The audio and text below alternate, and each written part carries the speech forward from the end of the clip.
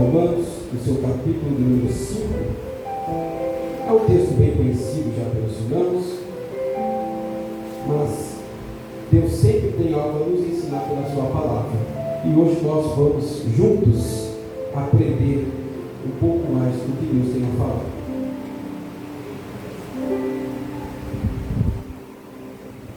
Romanos, no seu capítulo número 5, nós vamos ler apenas o versículo 1. Quando você achar, se coloque de pé, por gentileza. Romanos capítulo 5, somente o versículo 1, para que nós possamos, de uma forma rápida, sucinta, extrair algumas coisas deste pequeno versículo. Diz assim a palavra do Senhor.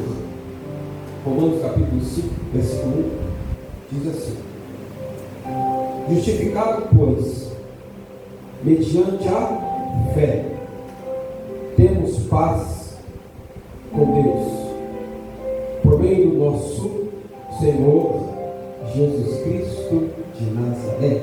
Vamos assim, essa noite.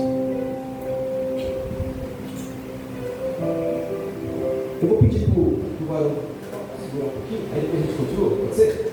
Vamos ver assim. Obrigado. Irmãos, eu gostaria que você prestasse bem atenção no que Deus tem para falar hoje, porque eu tenho certeza que essa palavra que Deus colocou ao nosso coração é uma palavra que vai mudar as nossas vidas. É uma palavra que pode entrar na nossa mente, na nossa estrutura espiritual e completamente fazer uma transformação. Então é muito importante que nós pegamos essa palavra e saímos com ela hoje pensando, levando no dia, amanhã, durante a semana e tudo que Deus tem feito por nós. Este pequeno trecho que o apóstolo Paulo escreve, ele vai ter um conhecimento, ele está tentando explicar para alguns irmãos de Roma, principalmente para os judeus, qual é o motivo, qual é a maneira que Deus resolveu salvar o seu povo. O apóstolo Paulo, ele está explicando aqui sobre a justificação por meio da fé, algo que muitos chamam de a doutrina da justificação. Então, ele está explicando para esses irmãos aqui que outra hora tinha um pensamento totalmente ao contrário.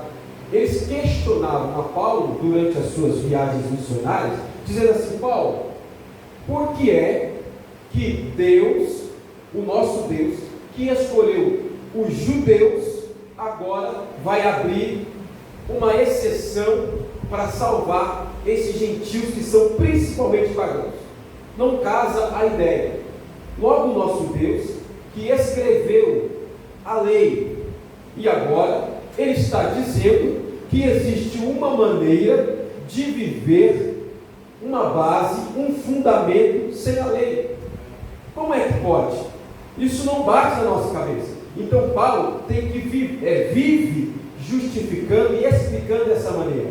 E Romanos, capítulo de número 1 até o capítulo final, é uma ação progressiva de Paulo explicando como foi, como é e por que é importante essa maneira de Deus salvar todo pecador através da fé.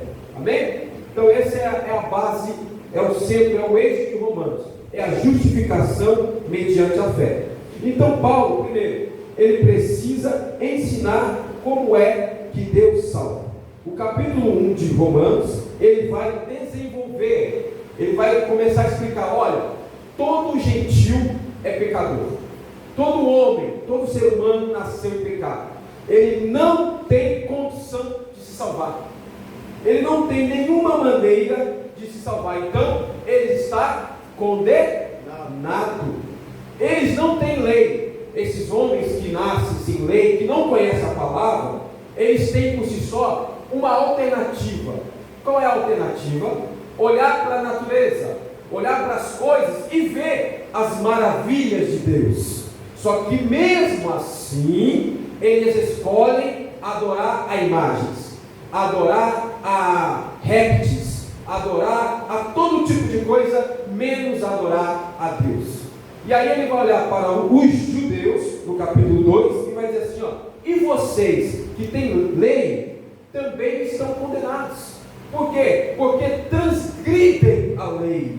Então vocês, judeus e os gentios, estão no mesmo pacote. Não serve. Então, se Jesus não for o meio, vocês estarão condenados. Olha só como que ele vai explicando. Então, o homem não pode salvar. Aquele que não tem lei está condenado, irmãos. Aquele que tem lei, mas desobedece, caminha para o mesmo caminho. Ele vai continuar dizendo assim, ó. Aí no capítulo 3, ele vai dizer assim, ó, mas existe uma maneira. E aí ele vai usar o exemplo de Abraão, que foi salvo mediante a fé, não por obras e nem por lei, mas mediante a fé. O que ele está dizendo aqui? Ele está dizendo assim, ó, Deus salva, não pela lei, não pelas obras, mas mediante a fé. E isso Abraão recebeu, e a fé de Abraão foi imputado por justiça. Grave bem essa palavra: imputação. Amputação, eu tiro, eu corto fora. Imputação, eu coloco, eu transfiro, eu insiro. Isso é imputação. Grave bem essa palavra. Então vamos lá. O que ele começa dizendo aqui, ó? Primeiro, nós precisamos entender, mediante a palavra de Deus, antes de nós entrarmos nessa imputação, quem o homem é. Diga comigo, quem o homem é. Primeiro, para a nossa sociedade, quem o homem é? O homem é extraordinário. Para a nossa sociedade, o homem é belo. Para a nossa sociedade, o homem é o ser mais inteligente do planeta. Quando eu digo homem, eu digo a humanidade, a raça humana. Para a nossa sociedade, a sociedade, ela pinta o quadro do homem como se o homem fosse o centro de tudo. O homem, ele é magnífico. O homem, ele evolui conforme a tecnologia, conforme a ciência. Então, para a sociedade, o homem é perfeito. Para a sociedade, o homem é honrado. Para a sociedade, o homem, ele é nobre. Para a sociedade, o homem, ele é a essência, ele é tudo de bom. Mas será que é isso que a Bíblia diz sobre o homem? Será que é isso que a Bíblia nos ensina sobre o homem? Vamos ver aqui o que a Bíblia ensina sobre o homem. Olha como a Bíblia, ela vai na contramão do que a sociedade diz. Olha como a Bíblia vai na contramão do que os coaches diz. Olha como a Bíblia vai na contramão do que a filosofia diz. Olha só, a Bíblia, ela vai dizer, primeiro, em Gênesis capítulo 1 e o versículo de número 1 em diante, que Deus olhou para a terra e criou toda a atmosfera terrestre, criou os animais, criou os seres viventes e criou o homem. Quando Deus cria o homem é conhecido como a coroa da criação. Por quê? Porque quando o homem vai ser feito, Deus faz diferente do que Ele criou todos os seres. É a única vez que Deus vai, dobra as suas mangas, pisa no barro, coloca as mãos e começa a moldar o homem. Então o homem é o único ser que Deus coloca as suas mãos e faz diferente. É a coroa da criação. Não só isso, Deus sopra no homem o fôlego de vida. Quando Deus cria Adão no Éden e colocou no Éden, Adão tem todos os atributos, irmãos, que Deus tem. Irmãos, ali sim Adão é perfeito. Ali sim o homem é perfeito. Imagina você andar na presença de Deus de dia e de noite. Imagina você sentir a presença, ouvir a voz de Deus na sua mente, ouvir a voz de Deus na sua vida, falar com Deus, se relacionar com Deus. O homem era perfeito, irmãos. Mas aí vem um ser chamado de Satanás. Esse ser, ele entra no Éden e ali ele corrompe o homem. Como? Fazendo com que o homem duvide da palavra de Deus. Aqui existe o primeiro termo chamado fé. É aqui que começa a fé. Então a fé já existia no Éden. Por quê? Porque Deus disse: Adão, se você comer dessa árvore, morrerás. Aí vem a serpente e confronta, não o homem, confronta a palavra de Deus. Porque a serpente, o diabo, ele não vai confrontar o que você tem, ele vai confrontar sempre o que Deus te disse. E ele vai dizer assim: será que realmente, se você comer, você morre? E aí entra a fé. Por quê? Porque a fé me faz caminhar na direção daquele que eu creio.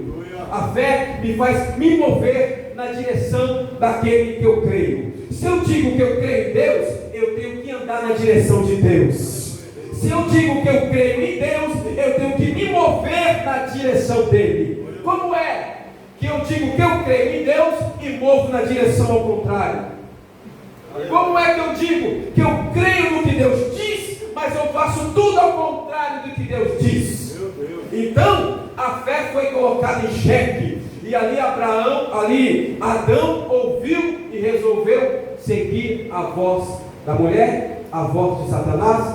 E ali, por intermédio disso, irmãos, depois disso, houve o que Gênesis 3 conhece como a queda. O homem se perdeu. E quando o homem se perde, irmão, todo aquele atributo que o homem tinha, toda aquela imagem honrada que o homem tinha, vai embora. O homem começa a se decair, irmão, a natureza do homem. E a primeira coisa que acontece é algo que chamamos de depravação total. O que é isso? Toda a célula do corpo do homem, todo o interior do homem por completo agora está comprometido com o pecado.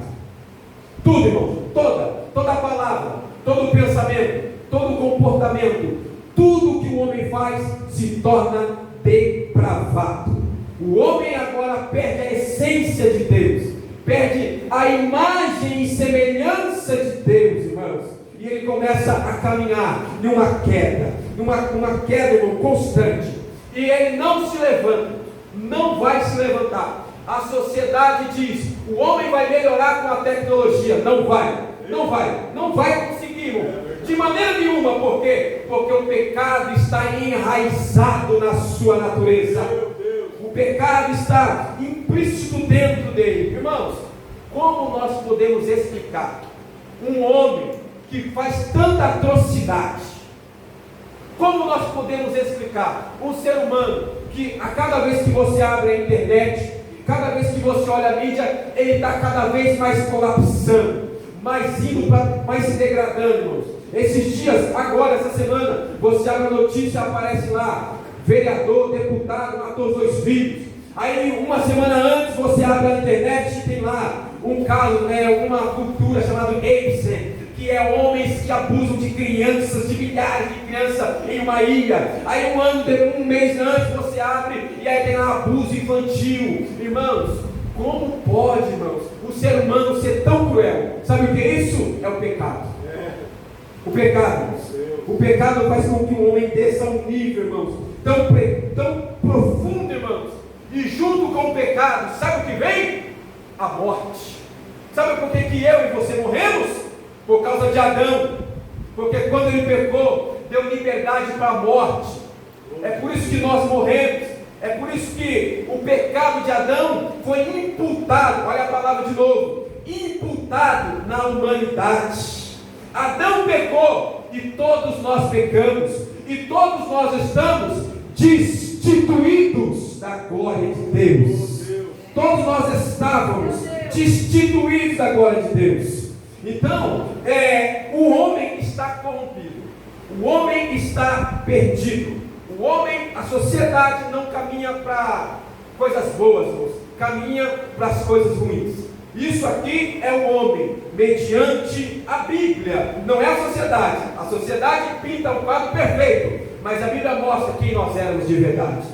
O apóstolo Paulo vai dizer em Efésios: nós estávamos mortos. Em quê? Em nossos delitos e pecados. Estávamos destinados à morte, irmãos. Mas aí Jesus, com grande amor que nos amou, nos escolheu. Glória a Deus. Nós éramos como um jambuzeiro bravo, irmãos. Não servíamos para nada, mas ele foi lá e nos amou. Meu Deus, nós estávamos perdidos nos nossos pecados, mortos. Aí veio Jesus para nos salvar. Mas olha só, então o homem está contaminado, pecado, queda. ele vem com uma depravação total. Não só isso, o pecado entra na natureza humana. Isso é chamado de pecado original. O pecado está implícito nele. O homem não caminha. Se o homem agora se encontra nessa situação depois da queda, Deus ainda continua sendo Deus. Glória a Deus. Se o homem tem essa, perante a Bíblia, tem essa imagem, qual é a imagem de Deus perante a Bíblia? Olha só por que o homem não podia se relacionar com Deus. Porque o homem estava em uma página e Deus numa outra página.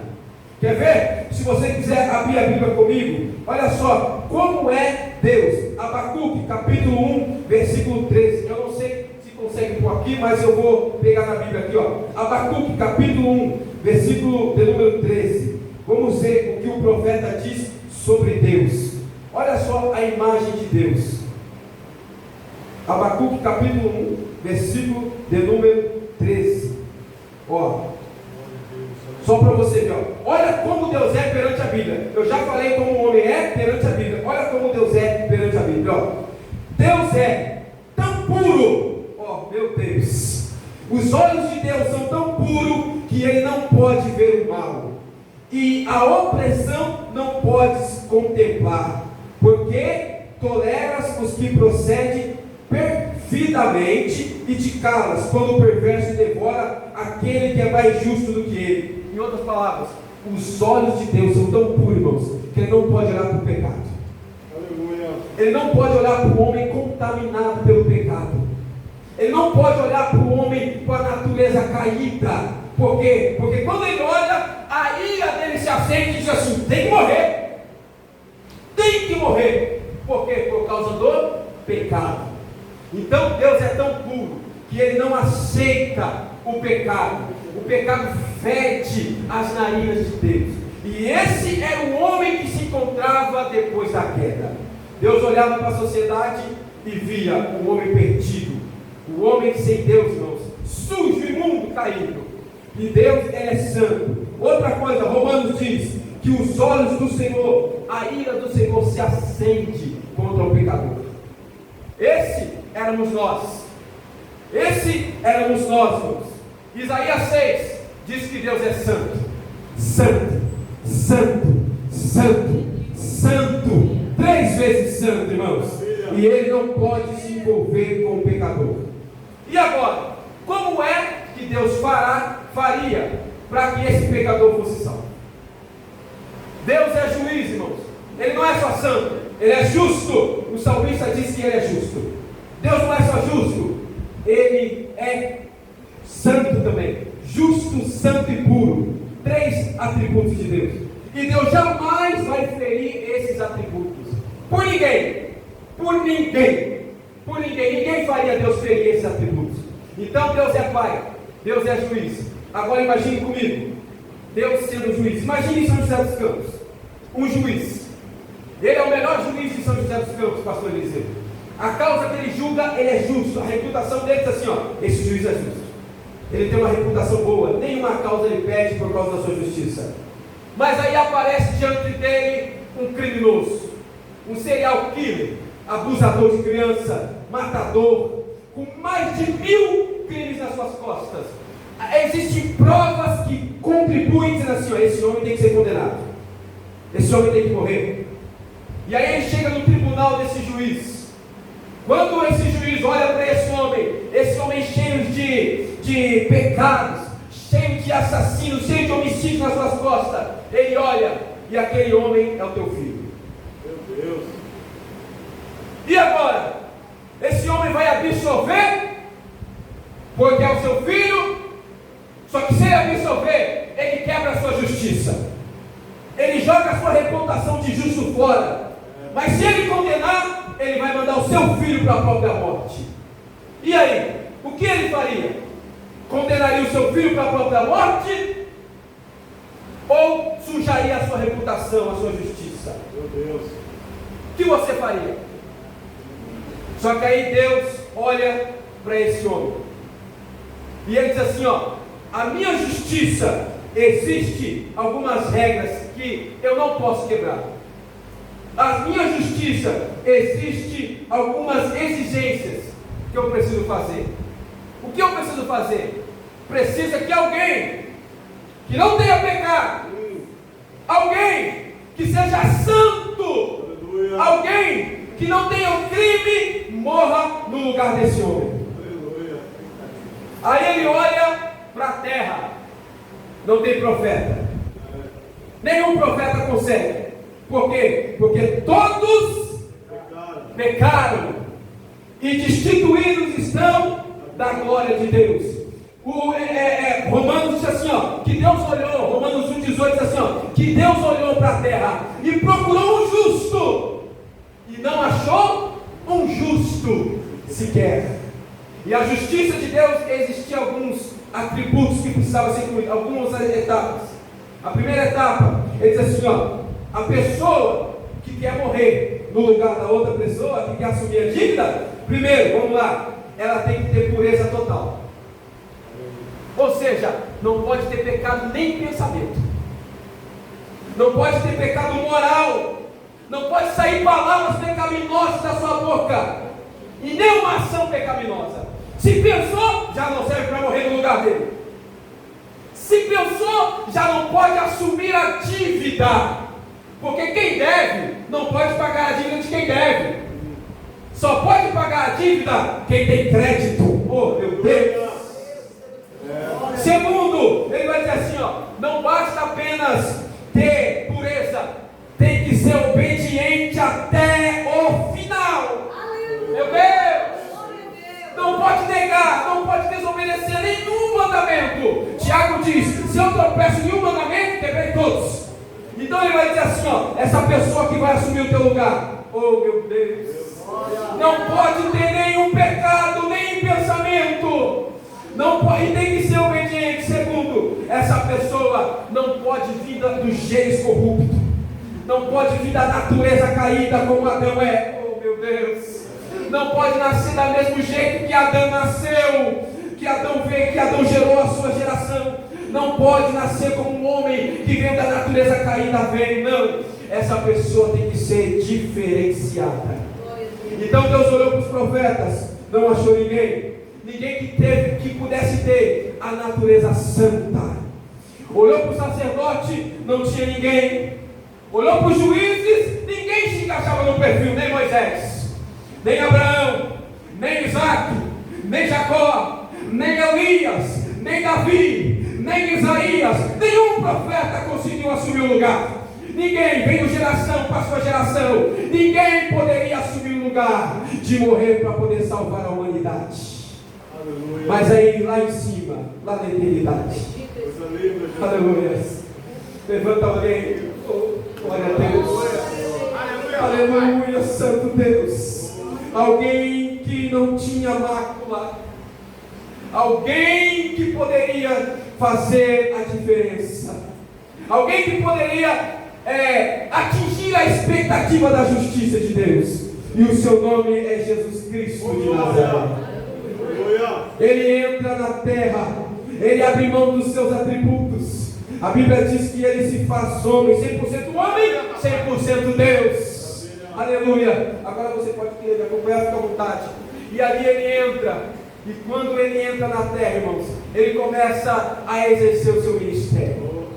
Irmãos, ele vai para a cruz do Calvário, irmãos, e ali ele começa a receber o que? Todo aquele pecado que estava em nós. A Bíblia diz que agora, mais uma vez, a palavra imputar. Deus pega o pecado que estava sobre a humanidade. O pecado daquele homem serial killer que matou mais de 1000 pessoas. Aquele seu pecado antes de você estar aqui, que você pecava lá fora, que você bebia, que você fumava, que ia para o forró, que andava nas noitadas, sabe todo aquele seu pecado? Pensa naquele seu pecado.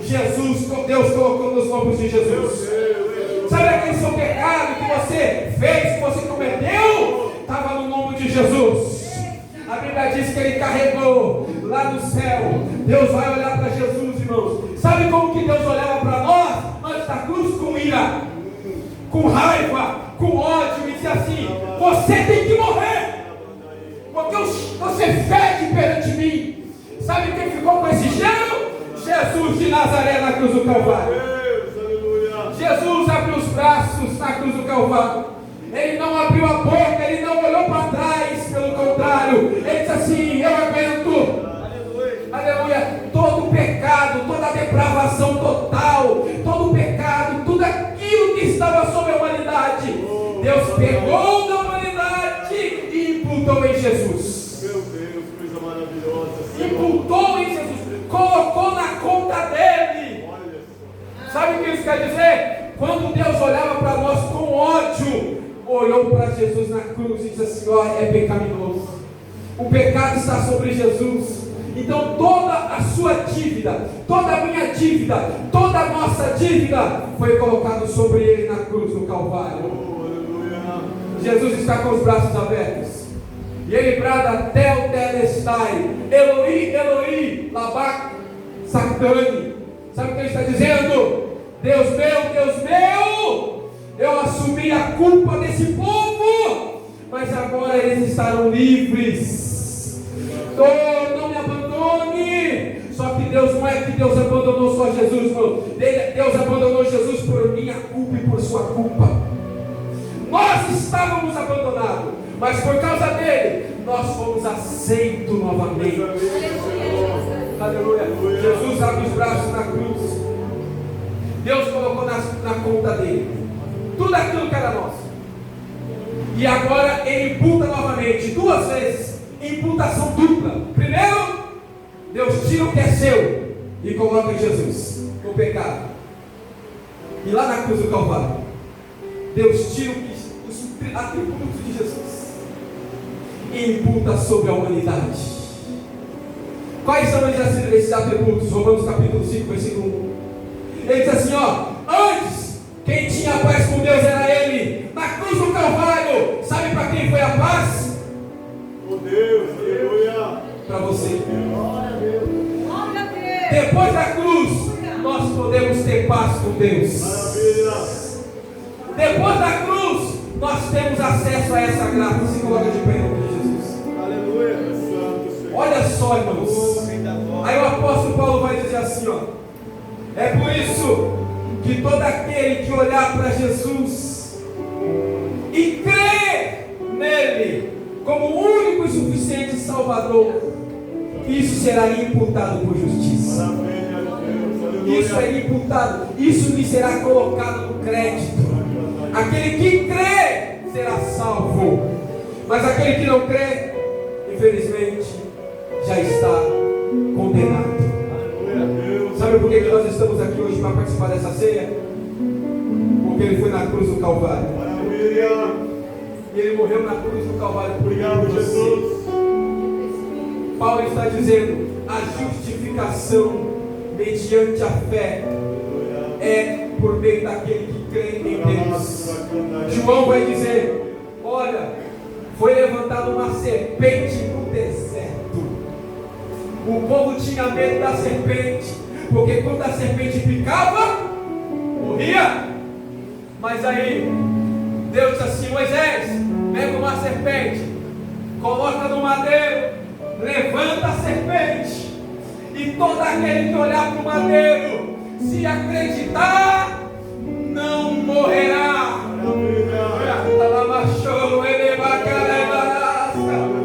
Jesus foi colocado no madeiro, irmãos, para que eu e você pudéssemos olhar para a cruz e dizer: obrigado, Jesus.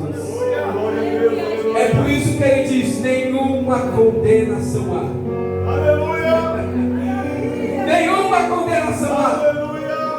Jesus estava no madeiro. Quando ele deu o último suspiro, Deus bateu o martelo e disse: está justificado, está perdoado, está limpo. Nenhuma condenação há. Nenhuma condenação há. O diabo olha para você e diz assim: eu vou matar, eu vou matar. Aí Jesus levanta do trono, aponta a mão e diz: não pode. Porque não pode, por quê? Porque eu morri por ele. Está pago, a dívida está paga, a dívida está paga. A célula do pecado foi riscada. Ele colocou e disse: é meu porque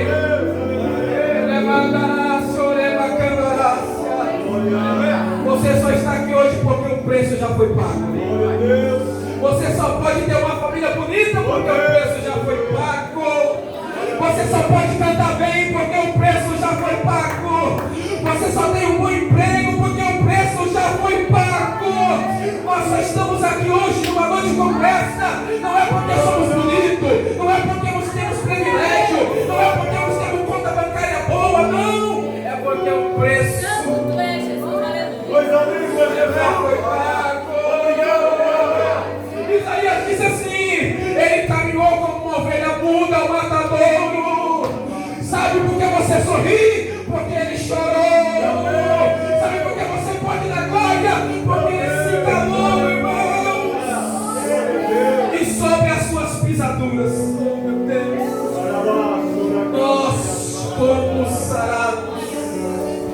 Aleluia. O castigo que nos traz a paz estava sobre quem? Não era sobre mim, não era sobre pastor, não foi sobre profeta, não foi sobre coach, não foi sobre pregador dessa geração, foi sobre aquele que morreu e mais ressuscitou, irmãos. Jesus Cristo de Nazaré. Maravilha de Deus. Aleluia. E nessa noite, Coisa linda, Senhor. nós não podemos esquecer que é por causa dele que nós estamos aqui. É por causa dele, irmãos. É por causa dele. É ele que faz tudo. Ele chegou no céu e disse: Pai, valeu a pena. Valeu a pena. Olha lá a igreja que eu conquistei. Meu Deus. Olha lá como a candora. Cada lágrima, cada suor, cada chicotada, 40 menos uma. Na ponta do chicote tinha osso, vidro, aço. E quando batia nas suas costas, não era leve, arrancava uma tira de carne. E ali ele não gemeu. Era mandácia. Pegaram um caniço, uma coroa, colocaram na sua cabeça e bateram em cima. Canta, rei dos judeus. Fala, rei dos judeus. Mas ele não abriu a boca. Na cruz do Calvário pegaram uma lança, transpassaram essa lança e ele não abriu a boca.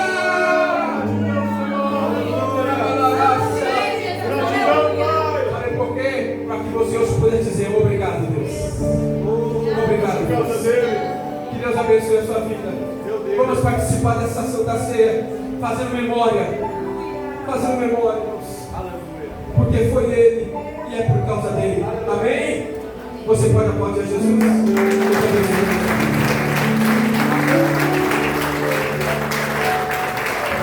Vamos louvar, é por causa dele. Ninguém se vê do jeito que você está. Feche os seus olhos. Eu quero convidar você a visualizar Jesus naquele martírio. Não sei se você pode visualizar Jesus sendo cuspido, coroa de espinho na cabeça, cana sendo usada como vara para golpear a cabeça do mestre, soldados esbofeteando, zombando dele, dizendo: se tu és o filho de Deus, salva-te a ti mesmo. Salvou tantos, por que não salva a ti? Um Jesus com as costas